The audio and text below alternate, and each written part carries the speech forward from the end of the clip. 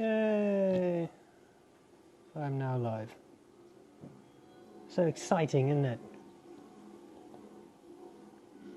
We're just a little bit early, but I thought may as well start.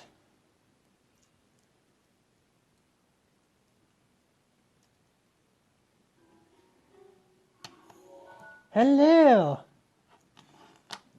Sorry about this noise. I'm trying something new today. I'm trying some sort of built-in microphone here. So let's see if this audio is doable.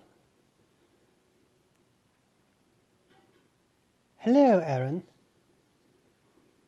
Sounded really weird. Sorry. I'm just waiting. Everyone's coming in. We were a little bit early, but I thought we would just do this sort of green room 1 pre-minute thing. And then we start. Hello. Hello, everyone. Yeah, sounds good. Okay, that's good to know. Good to know. Just want to check because then I have one of those little sort of the headphones with the built-in microphone. I thought maybe my voice would be a little clearer.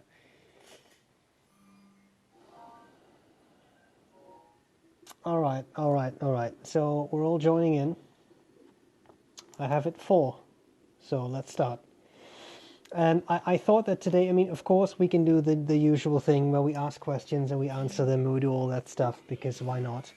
I'll try to keep an eye on all your comments. I have to tilt my head because this is landscape mode, so that means that my phone is perpendicular to me, but that's okay.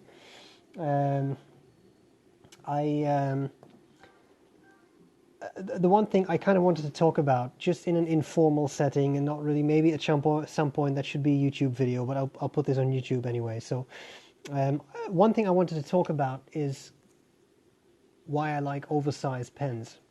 I get a lot of people who tell me that I like oversized pens. I always have oversized pens. So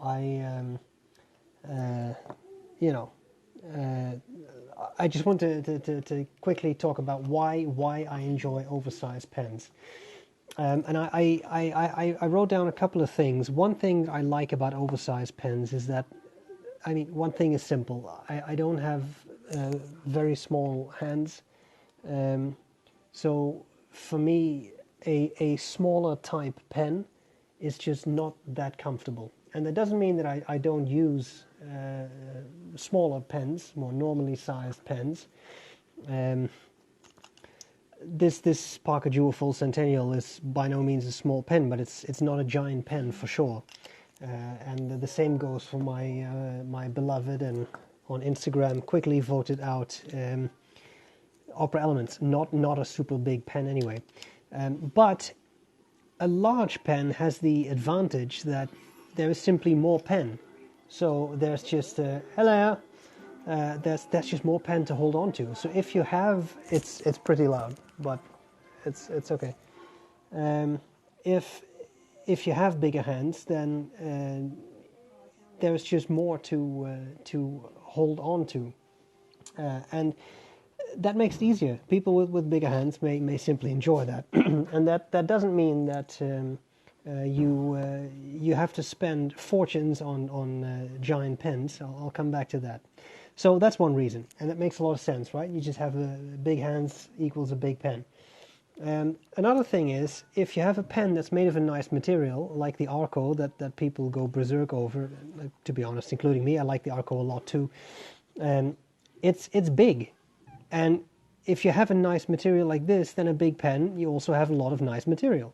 So that I think is great. There's just a lot of the pretty material to show off, and a manufacturer can really do something with that material. If you were to use Arco, and I'm going to say something stupid now because obviously it doesn't make sense, but in a pen this size, clearly there's a lot less of it to enjoy.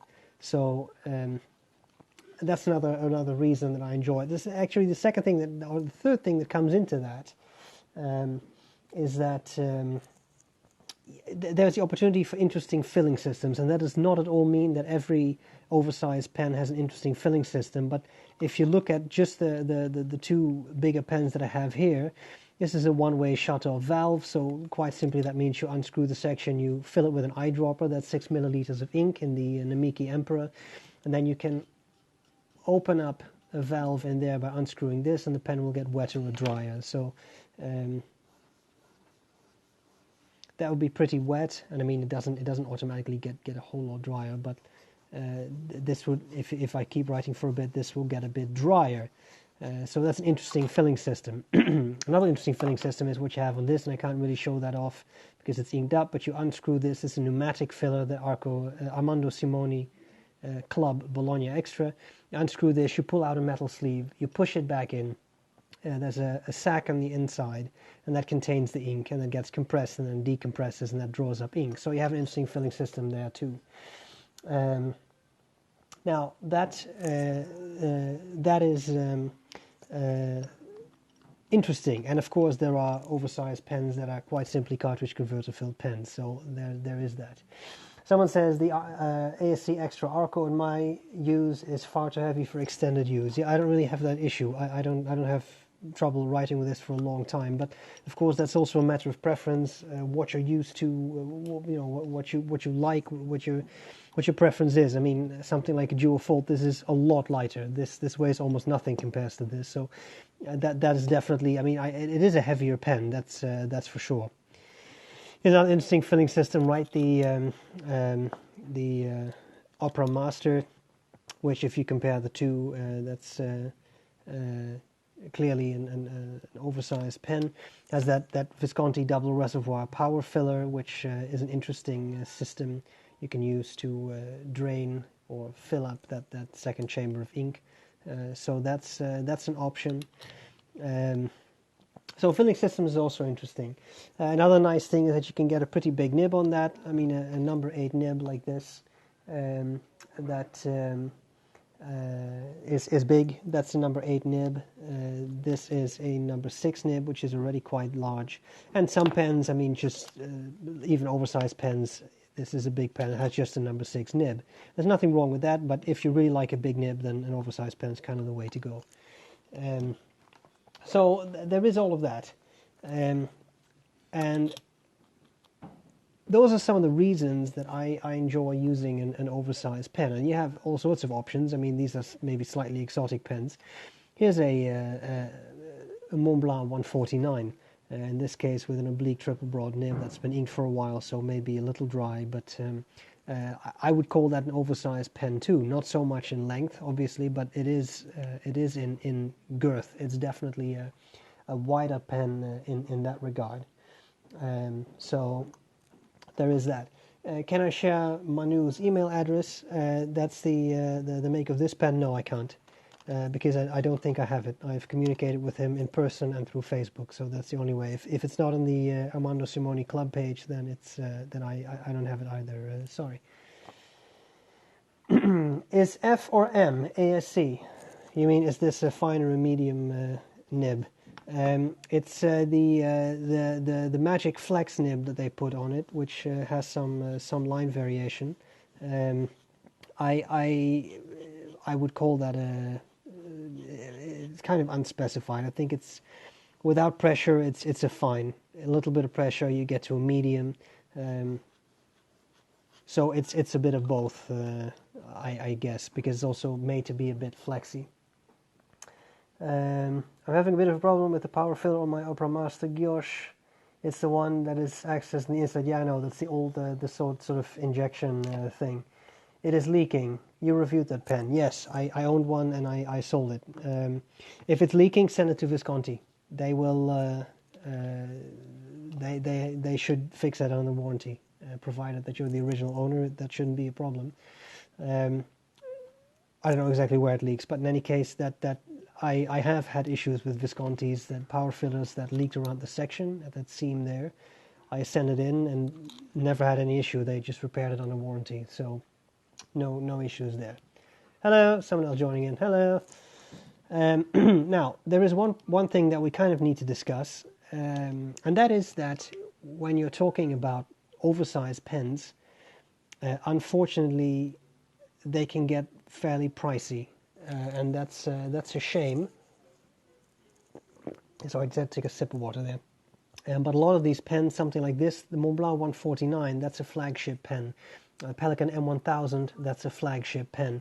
So you typically pay quite a bit because you're buying the top of the line pen for a specific company, which is a shame.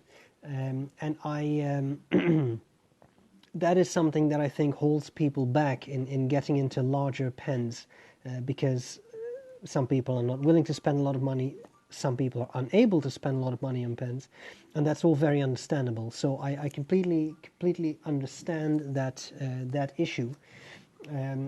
And yes, that's a shame. A lot of oversized pens, this is Visconti Speak Easy to blow some stuff out of the water. Yes, they are expensive. Now, one thing that I wanted to share, and someone already asked on my Instagram post today where I announced this video, let's make a little bit of space. There are some alternatives. I'm getting in a, I forgot the exact name, Monteverde Giant Sequoia or Sequoia Giant or something along those lines. I should be getting one in from the Andersons to just, I borrowed one to review it, so that's coming up. But I put this in the post. This is the Wingsung 590, and this is not a small pen. If you're talking oversized, this is one of them. Of course they roll, but you see that's pretty much the same size as an Armando Simoni Club. The Armando Simoni, that's a four-figure pen, so we're not going to talk about that right now. But this cost me $3.98, including shipping from China, and it's a Wingsung pen. And you can have all sorts of opinions about Chinese pens and Wingsung, but to be honest, I took this out of the box, I inked it up, and it writes. It's a little dry. Well, we can fix that. It's not super difficult. I have videos on that if you've never done it. I wouldn't necessarily send this to a nibmeister, although you can, of course. But you see, with a bit of pressure, it actually becomes wetter. So I would put a little bit of brush shim and just open those nib tines a little bit. But guess what? That's a big pen. It's not super girthy, but it's definitely not a super slim section either. And what I really like about this one is it has an aerometric filler. So it has a built-in converter with a sack. I'm going to very carefully pull this off. The nice thing about this one is that sack, I don't know how well you can see that, but there's a little air bubble there. This fills almost all the way, and this holds a lot more than a standard twist type or piston type converter. So if you're looking to get into oversized pens, see if it's something for you. This one is fairly light. It's not a very heavy one. I know that people are going to ask. I don't think you can eyedropper this. I see a little bit of a metal thing deep down in the barrel. You would also have to pull off that sack. I simply wouldn't, but you have a big pen. And to be honest, I don't think this one is particularly hideous looking. It's a simple model. Black and gold, classic combination, number 6 nib, which you can take out and replace by anything you like if you don't like this nib, because this is just a sort of generic, nondescript, fine, medium nib. But it's number 6, so you can put something else in, and I want to say this is an ebonite feed, but it could be plastic. It's a little hard for me to determine. I would really have to check that out. But in any case, ebonite would be great because you can heat set that. But, you know, that's... a very affordable option that is absolutely not a small pen. I just want to scroll back here for 1 second because someone had a question. I was just rambling on, so I was completely ignoring you all, but now I'm paying attention again. Have you ever thought of refilling a disposable rollerball or refill for more expensive rollerball refill with fountain pen ink? I know you can do that. I mean, there are rollerballs even that just allow you to draw up fountain pen ink, such as the J. Urbain and Noodlers had some at some point. It is fun. But I'm just not a rollerball guy. It's just not my type of pen. That's not out of snobism or anything. I just don't care for that pen system. But it's definitely an option. Have I tried the Pilot Custom 845 Rushi? Yeah, that really big one. No, I haven't. It would be interesting to try that at some point, but I don't have access to it yet, so I can't tell you what it is. This is a Wingsung 580. 580. So very simple. Wingsung 580. They I think they are discontinued, but if you just do a quick check and I'm not even sure about that. I thought they were discontinued. In any case, on eBay you find them. Just look around a bit. It shouldn't be too difficult to find, and they're a lot of fun. They come in a little box and all that.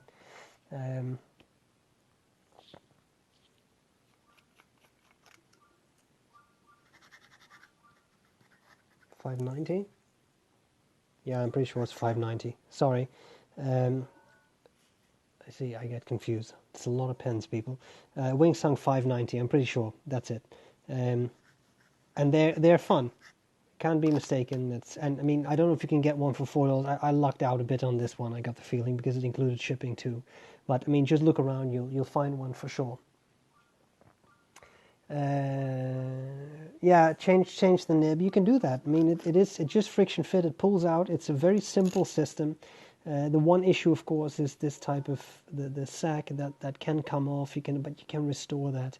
You can't really do anything else with it. You can't really put a standard converter in or anything. So you are kind of stuck with that. What I will do at some point is measure the ink capacity of this, because that's a pretty good capacity, which I enjoyed. How much does the Wingsung weigh? I have no idea. I don't have a scale here, but I have reviewed one at some point. So if you look up the review, that should be that should be in there, but it's not very heavy. This is way heavier. Pretty much everything, feels like it's about the same weight as a 149. I could off a couple of grams. It could be off a couple of grams there. Yes, thank you, Ralph. Indeed. So it is discontinued, but they are fairly easy to find. This one, I mean, the one thing is, it's clear that this one had been in a warehouse for a bit. There was some sort of white crud in the threads. But I just took a cheap toothbrush and I brushed that out, and because it had a little bit of issues capping it. The threads were there was some gunk in it, but it's cleaned up fairly nicely. And I mean, yeah, it's not perfect. There are some blemishes on this gold ring, but I mean, you're buying a $4 pen, so you have to take that as it is. But as I said, I think I would call this a great practice pen. If you want to get into oversized, but you're not sure if you really want to and all that, just pick up one of these. It's great stuff. Just turning this over so we can play some more. And as I said, it may be a little dry. It also has a washable blue in there right now that is not the world's wettest ink. I would probably tune this nib a little bit for my use, but that's definitely not terrible, I would say. I know you're not a huge fan of the brand, but have you used an Nikaya dorsal fin? I have not used the Nikaya dorsal fin. I have seen them, of course. I think at some point I've probably held one at a pen show, but I don't own one, and I have not really. Haven't really used one. They're very attractive pens, though. That's for sure. Have you used the Montblanc 1912 safety pen? Thoughts? Is that the small one or the big one? If it's the small one, I thought that's the small one. Yeah. Okay. The 1914 is the big one. Yeah, that's what I thought. Thank you. Yes, I have. I've reviewed it, so you can check out my review. It's a nice pen. It's also a bit heavier. It's fairly small, but it's a heavier pen, and it's definitely nicely made.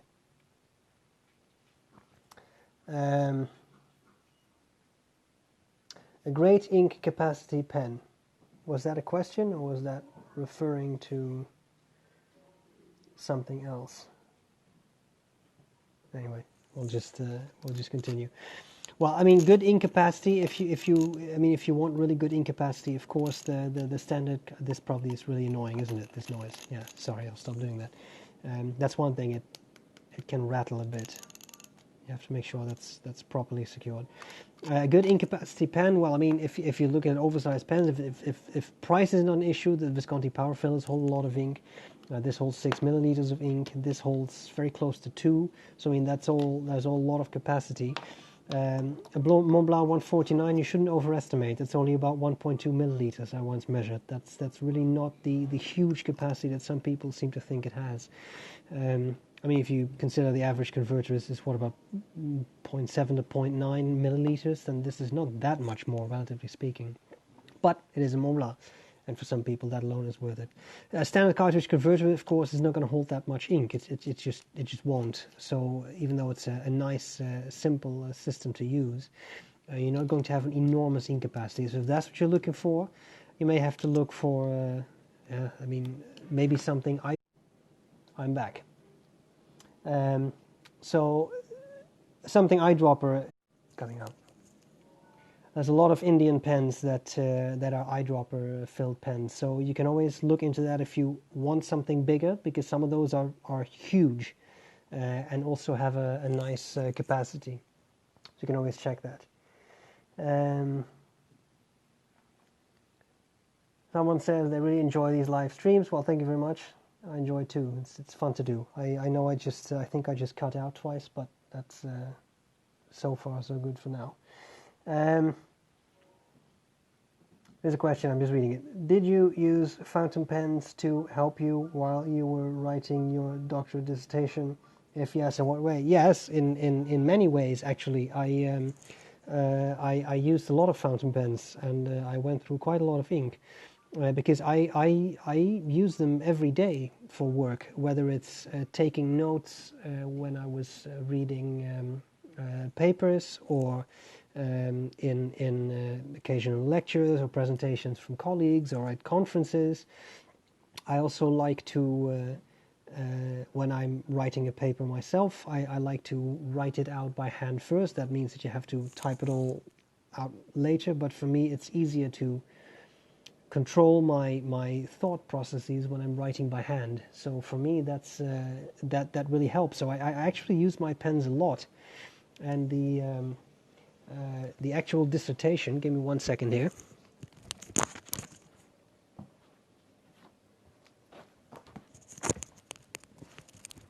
Just had to grab that, so I hope I didn't destroy everyone's ears with my putting my microphone down. This is the actual doctoral dissertation. It has calligraphy, so I actually made sure, this is done by me, that the first letter in every chapter was some calligraphy. And I think that was received well, because I'm sure there are other people who do that. But yeah, that was a lot of fun to do, because you really personalized your writings like that.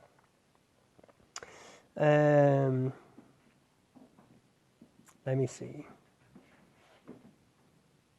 Why everyone hesitate about Visconti? It's really so sad. Yeah, I think that's because there have been quite a couple of issues with their nibs, which is a shame. But once they get on top of that, I mean, I do like Visconti, because they really do interesting pen designs. Not to mention their power filler, which is a very pleasant filling system, I think. But of course, if you buy a pen like that and it doesn't write properly, then that's a big letdown. That's not to say that Visconti is the only one. There's a lot of big brands right now that have issues with that. So, but I think that's the main reason. Okay, what else have we got? Which pen show are you visiting next? I'm actually visiting a pen show in 9 days, because I'll be going to the Scripter show in Toronto, which is a one-day show, but I've never been before. And given that I'm 60 kilometers away, it would of course be a travesty not to go. So that should be fun. I look forward to checking that out and seeing what that's going to be like.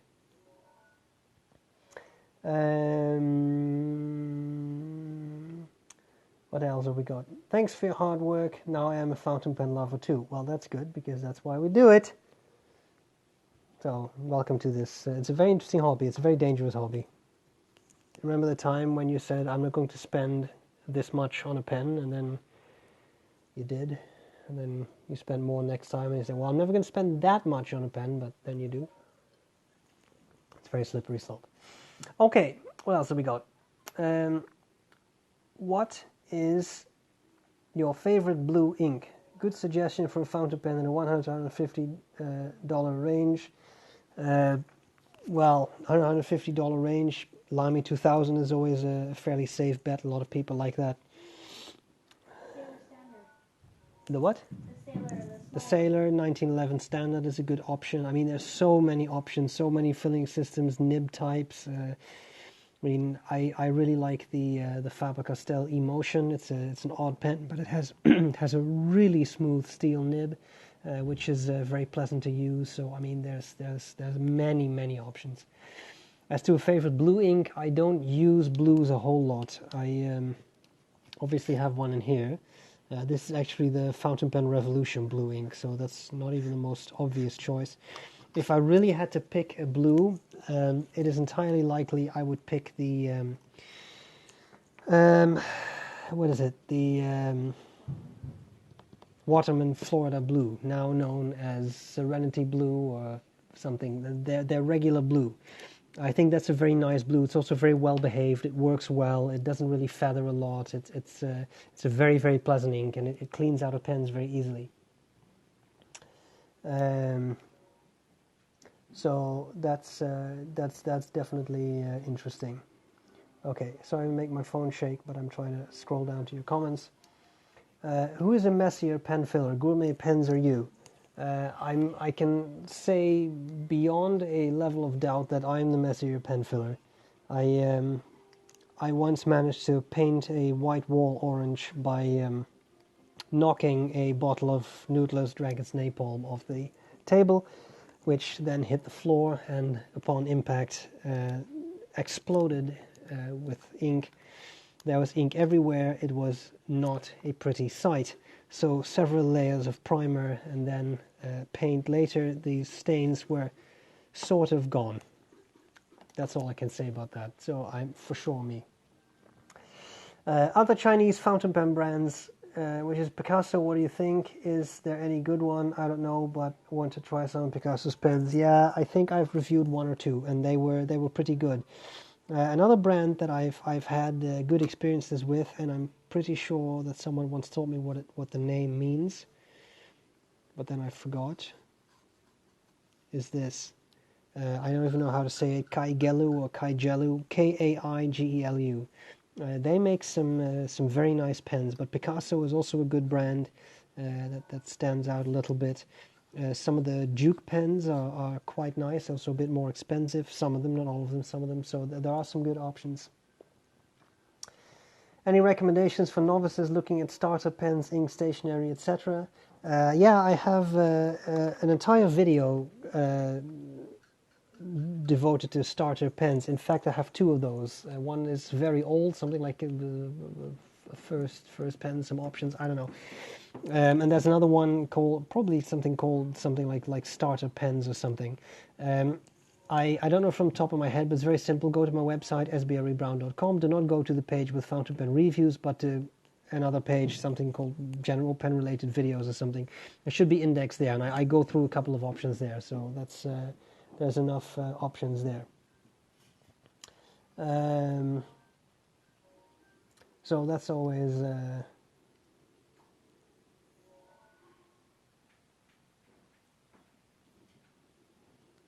Yeah, I've always wondered if Kaigelu, if it means, or Kaigelu, if it means kangaroo. Someone suggests that, but their logo is actually a kangaroo, so I would not be surprised if that is somehow related. First I thought it was something weird, but then I turned out I was looking at the logo upside down. But it's actually a kangaroo as far as I can tell, so I wouldn't really be surprised. Can I demonstrate the Nikaya Milky Way and my thoughts on it? Yes, not now because I don't have it within reach. That is a pen that I still have to review. It's actually one of Aziza's pens, so I haven't yet gotten around to reviewing it. But it is a nice pen with a flex nib that Nikaya does, and it's very pleasant. It's a nice pen. It's also a little bigger. So that makes for a nice size. I mean, it's not a huge pen, but some Nikayas like the Piccolo, obviously that's why it's called Piccolo. I understand that, but those are really small. To me, they are very small. People always get upset when I say that because I think I once reviewed one and someone said no, it's actually as big as a 146. Well, maybe it felt to me like it was a small pen, but this Milky Way is actually quite nice. It's a nice size. It's pretty light because it's ebonite with ruchia lacquer over it and such, but still it's a nice pen. So a review of that will be done at some point. It's not like I don't have anything to do review wise, but that should be out at some point. Nikaya is not. It's not my my absolute number one brand for me personally, but it's definitely a nice pen. What's the name of that ink I just got here? What ink? This ink? The yellow ink? That is, sorry, I didn't sigh because I was exasperated. I sighed because I know I'm going to have to write this down. This is an Akkerman ink, so only available from Akkerman in the Netherlands, although there are some US shops like the Andersons that carry it. This is their Dutch Masters series.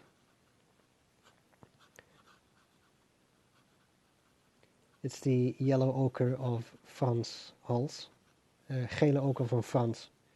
Very nice ink. Very nice ink. Because it's yellow, but it's legible. So it's slightly orangey yellow, which I really enjoy.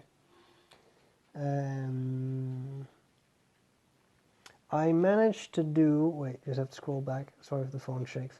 I managed to do an architect grind. It took a lot of effort, but your link to nibs.com helped a lot. Thank you. Yeah, that's great. That's a great resource. I don't do that much nib grinding, but if I really have to, I mean, it's always best to leave it to a professional, but let's face it, that's not always an option. Then you may as well try it yourself on a cheap pen. And nibs.com has some really nice pictures of nib grinds, so that's very good to work from. I've also done a Cursive Italic, which turned out somewhat okay. Yeah, look, it's a trial and error thing. I mean, that's why you don't order this pen and then you immediately grind that nib, right? You start with something cheap. The Pilot Varsity of V pen is very good because it's only a couple of bucks and you can throw it out. It's a disposable fountain pen anyway, so that's always a good option. And you just try it. And you just see how far you get. See how far you get with grinding and what how some of the results may not be great at first, but the more you do it, the easier it gets. Favorite writing paper from the perspective of just the piston filling system? Which fountain pen manufacturer do you prefer? Well, I don't know if I really have a favorite based on piston fillers, but I do kind of like, I must say, the Omas. Here we have an Omas Paragon that people love so much. Grumble, grumble. I'm just kidding. It's just because on Instagram everyone shows the Omas. This is pretty smooth and a nice capacity too. Oh, that looks really trippy, isn't it? Sorry. So there is that. The only problem is you need a tool to really open that up, I believe, and that's a bit of an issue. I am not an enormous TWSBI user, but the one thing I really appreciate about TWSBI is that they give you the wrench to disassemble the pen. That's kind of nice. You can do your own maintenance. The Montblanc piston is very good. The way they made it, telescoping piston, that works very well. But I don't really have a preference. Favorite writing paper? I'm a little bit torn between... I'm going to make a noise here. It was actually fairly controlled for my doing. There is the... I don't know how much longer this pen is going to hold out with ink, but... Fontaine... That's horrid. I mean, try to be clear and then you mess it up completely. Claire Fontaine... Triomphe. God's sake. Useless demonstrations. Write everything wrong 3 times. Clairefontaine Triomphe, very nice. Rhodia is a great option. Sometimes I feel like it's a little hit or miss because I've had Rhodia that was not as nice as others, but Rhodia is a lot more affordable than the Clairefontaine is. There's other luxury brands, but these, I mean luxury brands as in brands of luxurious paper. I don't mean luxury brands as in Luxury Brands LLC, the distributor of Say Noodles. There's other people who make good paper. I like this. And of course, someone is going to say, Tomoe River. Yes, that's the Japanese paper that people go absolutely berserk over. That does relatively little to me. I know that's sacrilege to some, but it's just my personal opinion. I don't. See, Gourmet Pens goes nuts on the other side there. Yeah, just because I don't know how to use paper. Obviously, I have no idea. So that's exactly why. But it crinkles, which is nice. It's very thin, which is nice. But I don't see the hype. I can take Triumph any day of the week. What do you know? What do I know? Me. Anyway, okay. What else have we got here? Sorry for again, if the phone shakes, but what ink? Oh, it was not the yellow one, it was the blue one. Just the blue one? You mean this one? This is just Fountain Pen Revolution washable blue. It's a very standard washable blue, but a nice one. I mean, I like it. You have to have one washable blue because sometimes you just need that simplicity. There we go. Science on the spot. Not that washable, is it? Sorry, I'm sure that will very artistic what's going on here. That's you see it all happens live on Sbrebrown's video feeds. I think that's a washable blue, but you see it's actually relatively water resistant, so that's not bad. Moving on. Have you found a way of maintaining / greasing an OMAS ogiva? There doesn't seem to be a way inside. Well, you're entering a minefield here. Yes, there's 2 things you can do. Maybe 3 things. The first thing is you can try to remove the nib and feed, which strictly speaking screw out. This is another OMAS. Just doing that so I can show you. There are 2 notches there. You can buy tools and unscrew the nib and feed, but you have to be extremely careful. Promise me that you'll be careful, because the nib collar, so the thing around the nib and feed that OMAS uses, was ebonite, and they crack. It's a thin layer of ebonite. It cracks. You can't go to OMAS for your warranty anymore, so be very, very careful. I would not do that. Another thing you can do is don't even touch the nib collar. Take something rubberized, like Brown grips, which I sell on my website. Oh, shameless plug. You can buy this at any shop. It doesn't have to be from me. And you just take it and you pull it out. But even that can be pretty difficult, and be very careful you don't bend your nib. So don't squeeze it on the sides. Squeeze it like this, so that you really have a good grip, but you don't touch that. You don't bend it. Even that is pretty risky, and some of them are in so tightly it's very, very difficult to do that. Another thing you can do, and I know this is not an ogiva, but I mean, I'm pretty sure some of these things have markings. I think with a 360 like this one, there's a little metal pin here. You can push that out, then you can take this out, you can pull the whole assembly out. That can be fairly risky too. What you can do with an ogiva is the section is supposed to be able to unscrew that, but you probably need to warm it up first with a hairdryer, because they use a sealant, then unscrew it. But that is risky too. So if I were you, I know they sometimes need grease. I would probably go to a pen repairman, and they are very present at US pen shows if you're in the US. But have someone do it, or go to your favorite fountain pen shop and ask them if they can help, because you don't want to mess up your pen. And unfortunately, it's not very simple. I mean, some of these pens, like a Visconti, is not that difficult. Pull out the nib and feed. Plastic feeds, plastic feeds, no, it's no big problem. But with OMAS, I would be very careful. I've definitely had issues with things cracking, etc. So be a bit careful there.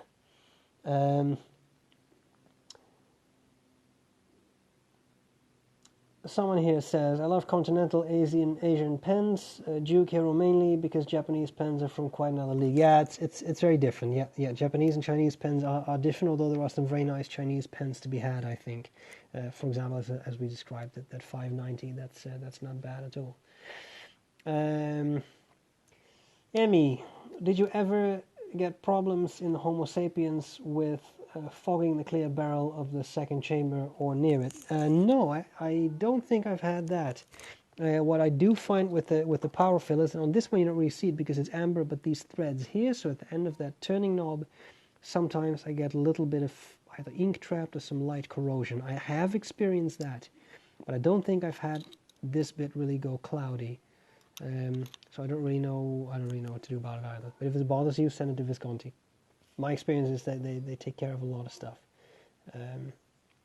Sorry, I'm trying to not shake the phone. But when you review fountain pens, did you work on their nibs or directly use them on reviews? Because almost any pen you use writes smooth. yes, there have been pens where I worked on the nib a little bit because they didn't write really properly. If I do that, if I work on a nib before I do the review, so I review a nib that has been worked on, I will always say so. I will say it in the review, I will say, listen, I know this nib is supposed to write, it didn't write, I had to make it wetter, otherwise it wouldn't write at all.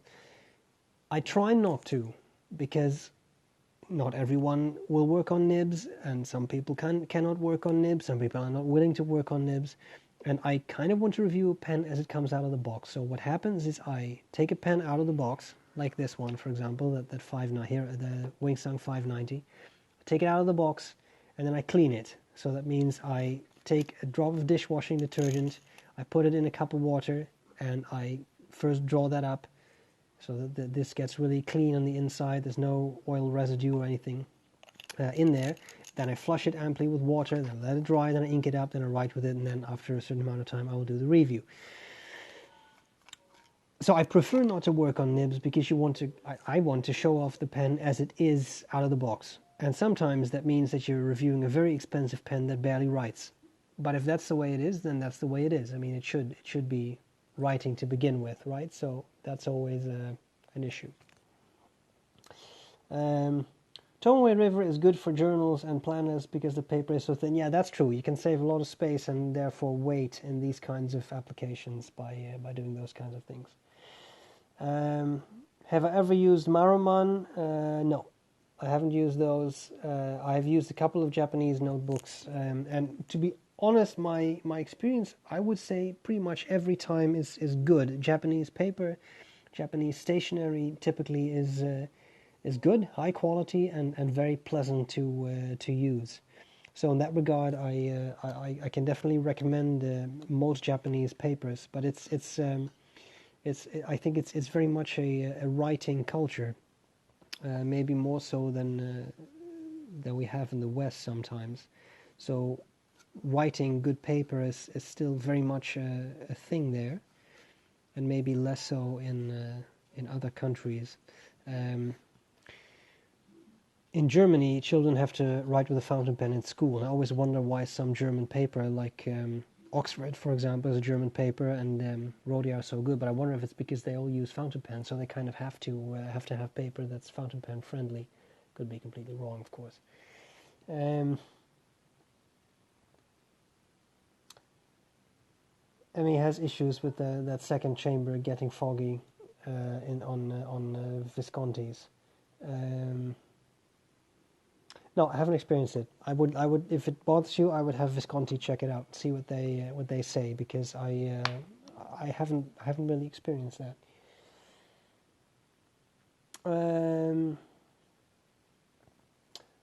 I'm just reading a question.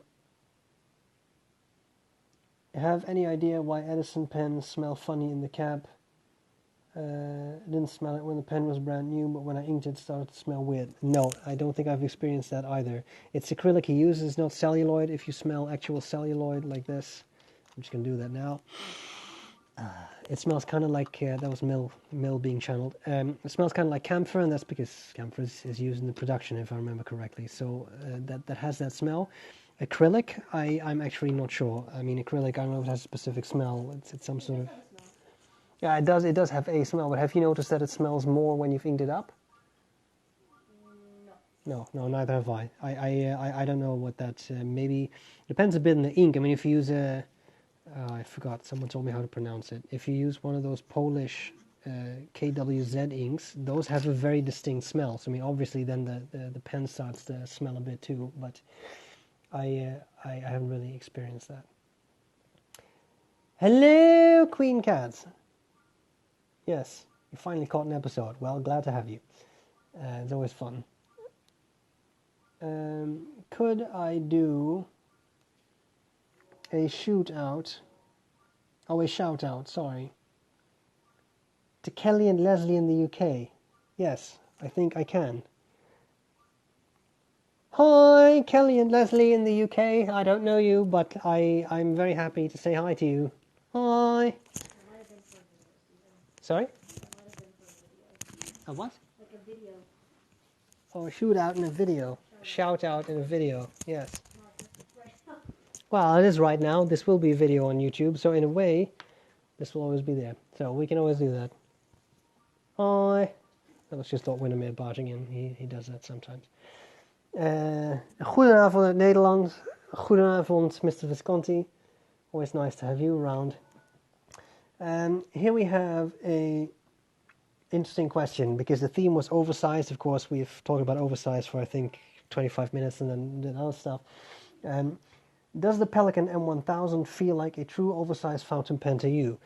I would say so, yes. I mean, it's about the same size as a Montblanc 149, maybe a tiny bit less girthy, but it's a good size. It's a bit flatter, but I would say that's an oversized pen. Of course, you raise an excellent question, because what exactly is oversized? If you are used to super slim cross pens, then something like an Opera Elements may already be an oversized pen to you.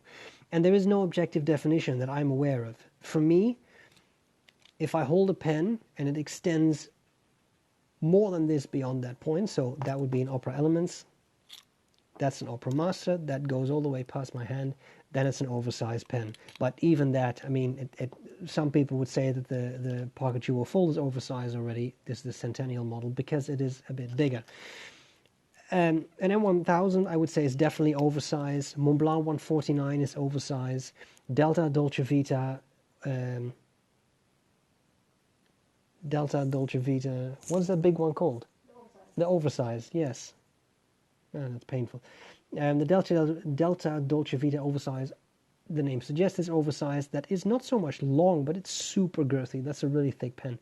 I think that's an oversized. This Omas Paragon is not called oversized, but I think that's an oversized simply because it's a big pen. It's just big. So I would say so.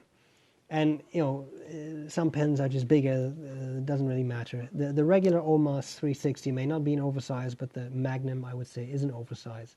And I think that's a pretty objective criterion. If I hold it like this, kind of finger stretched out, and it extends past my hand, then it's oversized.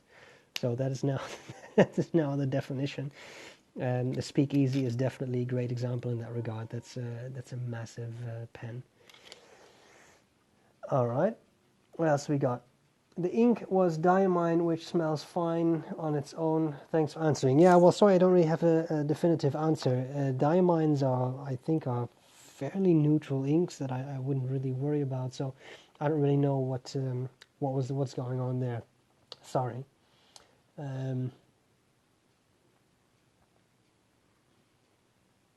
Dag Yvonne, nice to see you again. I try to do this at a time that's also attainable to my European friends, you see.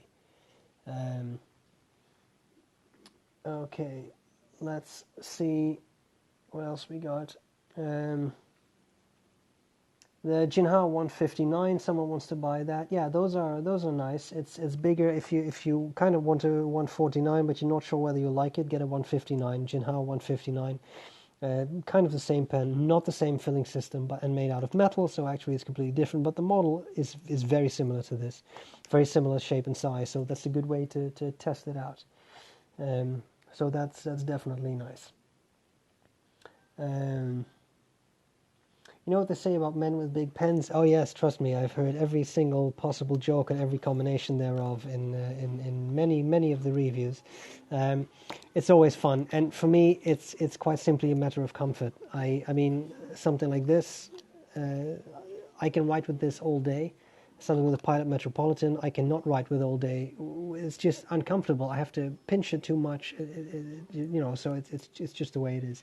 So for me, I've never really thought of, oh, I really need a status symbol. Let's buy a giant pen, or compensate for anything else. Let's buy a giant pen. For me, it's just a matter of comfort. But of course, I know. I mean, I also understand you're kidding. But why do you think pens have gotten generally bigger over time? Like, Pilot Metropolitans are bigger than Demi Vax, possibly because fountain pens are considered luxury now. I think so. That's a very good question that I kind of touched upon in an earlier live stream. If you look at the Omas Paragon, this is the modern version, which is a lot bigger. I don't have the old size at hand, but that's more something like this, if that even, which is a much smaller pen. I think, remembering from the picture, it was about that size. So about that diameter too. So very interesting, because pens have grown. The old Paragon was a lot smaller than the modern Paragon. I think people want bigger pens, and partially that may be a matter of users have gotten bigger, and that sounds weird, but I mean, people have increased in length a bit through the centuries, right? I mean, old fountain pens, you can get pens from early 1900s, and we're well to the early 2000s now. Interestingly, a similar thing happened with samurai swords. If you see my old videos, I had a couple of samurai swords. The interesting thing is, if you have antique samurai swords, the tsuka, so the handle which you grip, the hilt, is actually fairly short. But bear in mind, those were used in the 1600s by Japanese men. Japanese men, Asian people can be a little bit shorter than, say, the average European, and especially in the 1600s. So they also didn't need a giant grip. Whereas now a lot of Europeans, North Americans, etc. are practicing Japanese martial arts. So if you look at the difference in hilt size between an antique samurai sword and a modern one, sometimes an antique one has, say, an 8-inch grip, and a modern one has 12 or 14 inches, so it's way bigger. Some of it's a bit excessive, but I think a similar thing may have happened to pens. People have gotten a bit bigger. Another thing, I think, is that you're right, pens have become luxury items. Something like this, that Armando Simoni Club, is an expensive pen, but if you have such a nice material, it would be a shame to make a tiny pen. And I think, whether you like it or not, I think pens have become a bit of a status symbol, especially in some circles, which is a shame, because they're also tools. You use them. I really use my pens. They are not put in a box in a glass cabinet for everyone to see. I use them. They're inked up. And that also means they develop scuffs and marks, but that's part of the charm for me, because I carry them around and I use them. So I think people just wanted bigger pens. It's maybe a bit of luxury, maybe a bit of I don't know, the size of people. And that's, I think that all factors in. And if something is a luxury object, people may just want it to be bigger, so as you show it off. Does this really need to be this girthy? Probably not. For a pen, you don't. That's quite a difference. Both are completely functional pens, but I think some people just like that. But it's a really interesting question.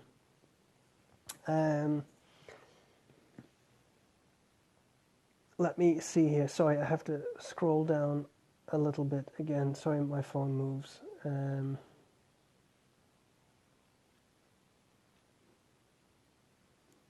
Hi, John, and if you've left again, bye, John. Nice to quickly see you. Another question. Do you have any ideas on finding a way to contact with Visconti to fix a pen? A vendor in my country doesn't deal with Visconti anymore. Well, contact them. Contact the distributor. Coles of London is the distributor for the US. You can contact them, or you can contact Visconti directly. They have a website, so you can email them. I do know of people who have sent pens to Italy. Usually you do that through a vendor, but if that's not an option, I'm sure Visconti will understand. And maybe you can arrange to have it sent directly to them or something. Is there anything wrong with epoxying a nose tip that kept popping out to a celluloid pen that was split in two places? Well, I'm not a very qualified pen repairman, I would say. So this may not be the worst answer. I would look at it this way: if it's a very valuable pen, like some sort of family heirloom or a really special collector's piece that's broken, then it's not worth that much anymore because it's broken. But if it is very valuable, for example, emotionally or whatever, I would send it to a professional pen repairman. They exist. You can just Google that. But sometimes you just need a quick solution. I think something like that, like an epoxy, is probably fine. That may well be what a professional pen repairman would use himself or herself. So I wouldn't worry about it too much. Sometimes you just have to make these kinds of choices and just do it. I've used Revell, those model kit people. They make a nice model kit glue, which comes in a blue sort of flat bottle with a needle applicator, which is very useful for basic pen repairs, which I've used a lot. Also dries up clearly, which is nice, and yeah, that stuff works too. So, is it really best? Is it really best or flagships fountain pens brand Omas? Which is more rooty? I'm not sure what you mean by that, but Visconti or Omas, I don't know. I mean, that's a personal choice. I mean, some people really like Omas. Of course, now they're hip because they've gone out of business. Hip is not really the right word, but I mean, they've become more popular. They're increasing in prices. I think some of the older Visconti models, like this one, are very, very pretty too. I think that's really a matter of aesthetics and what you like. I've been out of the loop for a while. Are you still in the Netherlands? No, I'm currently in Canada. Canada, etc. And I'm in the area of Toronto, so I'll be there for a bit. Yes. Adieu vieille l'Europe, etc. Yeah, so there we have it. We have 5 minutes left, exactly 5 minutes, and then Instagram will kick me out. So if there's any questions, you have to ask it now. I heard that Omos was opening again. Is this just a rumor? No, I've heard that too. I think some of the old employees have banded together and are going to do something again under a different name. I want to say something like Scribo or something. But I look forward to seeing what that how that will turn out. Same thing happened to Conway Stewart. They shut down, and then British Bespoke Pens bought their equipment, bought their materials, and are making pens again, but with a new laser engraved nib, which, to be honest, I don't think is as pretty as the Conway Stewart nibs, but I guess it's better to still have access to those models like the Churchill, the Winston, maybe with a different nib, than have those things disappear completely. See what else we got here.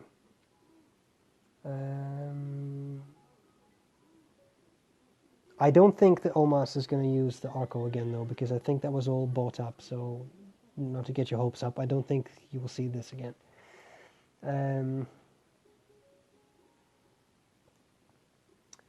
All right. Thank you for your hard work and teachings. Well, you're always welcome. I try to help and do as much as I can. Okay, I contacted the UK-Italy branch by email, but no answer. US branch said they can't help people outside the US. Shall I just mail my pen to Italy with a note? Well, you could. I don't know if that's a smart idea because you don't know what's going to happen in the mail. Why don't you contact an American vendor that does Visconti, like, say, Anderson Pens, see if they can help out. Maybe you can send your pen to them and they can send it in for you. Now, make no mistake, you're going to pay. You're going to pay for shipping, and they're probably going to charge you for shipping too, maybe repair costs. But if a pen needs repair, that either throw it out or you see if you can fix it. So maybe try Anderson Pens. And I have no idea. It's possible that will say no, but you can try that. All right. Do I think pocket pen sales will rise or fall?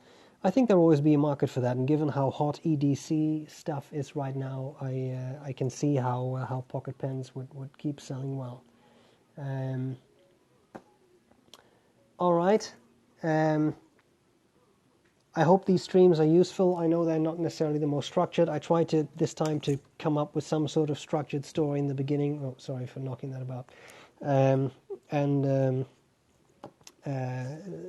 We can go from there. I think these are valuable as Q&A type sessions, and this time with a bit of body. So I'll try to think of something that we can do next time.